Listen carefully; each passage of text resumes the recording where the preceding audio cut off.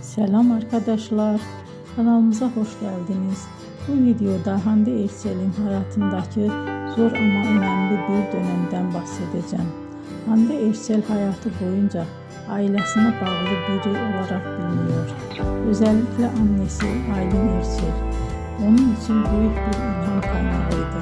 Ne yazık ki 2019 yılında annesi uzun süren bir hastalık sonrası hayatını kaybetti. Bu olay Hande Erçel'in hayatında derin bir iz bıraktı. Ancak o zor zamanlara rağmen kariyerine devam etti ve çalışmalarına ara vermedi. Aynı yıllarda oyuncu olarak yeni projelerde yer aldı ve izleyicilere güçlü karakterler sunmaya devam etti.